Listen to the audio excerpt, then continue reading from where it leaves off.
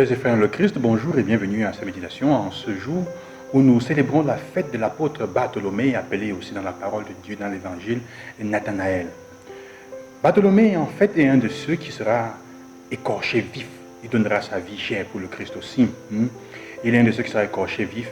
Et c'est la figure d'un homme que Philippe rencontre et qui lui dit « Viens, nous allons rencontrer le Seigneur », celui dont nous parle la parole de Dieu.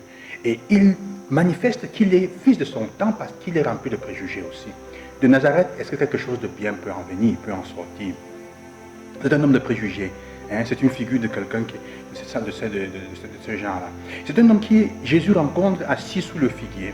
Dans la parole de Dieu, le figuier est aussi le symbole, d'une certaine façon, de la paix. Je vais vous lire un texte pour faire comprendre du livre de Michée, le prophète Michée, au chapitre 4, du verset 3 à 4, où le texte nous dit « Les peuples ne tireront plus l'épée l'un contre l'autre, et on ne s'exercera plus pour la guerre.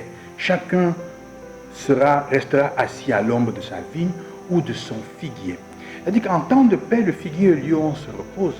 Mais une autre tradition aussi nous présente le figuier comme le lieu de ceux qui sont assis pour la recherche de Dieu, pour scruter les textes de la parole de Dieu, des chercheurs de Dieu.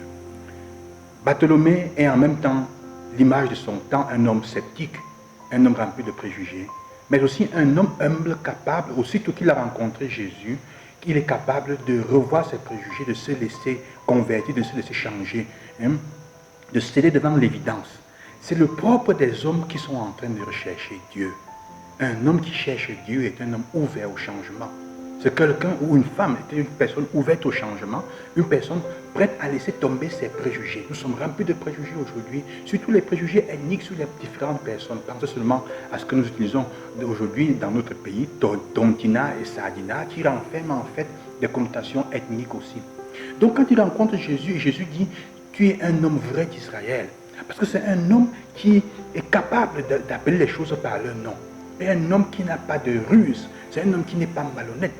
C'est un homme qui, comme en reprenant les paroles d'hier, qui n'est pas hypocrite. Il dit ce qu'il pense et il pense comme il sent. Et donc, mais quand il rencontre Jésus, il n'est pas accroché à ses préjugés. Il est capable de se raviser, de changer d'avis, de laisser la porte à quelque chose de nouveau. C'est le propre des hommes qui sont en recherche, des femmes qui sont en recherche de Dieu. Que le Seigneur nous aide donc, par l'intercession de Saint Bartholomée, à exprimer notre recherche. Et Jésus le rencontre, le retrouve dans cette recherche-là. C'est pour ça que quand il rencontre le Seigneur, il se laisse prendre parce que Jésus le rencontre, il se laisse trouver dans la soif qu'il a de Dieu. Que le Seigneur, nous puissions prendre l'exemple de Bartholomée, et comme homme et femme en recherche, capables de se laisser trouver par le Seigneur, de changer d'avis et de ne pas rester accrochés à leurs préjugés, surtout sur les autres. Que le Seigneur vous accompagne, qu'il vous bénisse en cette journée et que par l'intercession de Saint Bartholomée, qu'il vienne à vous et qu'il vous donne les grâces dont vous avez besoin. Bonne journée et que le Seigneur vous bénisse.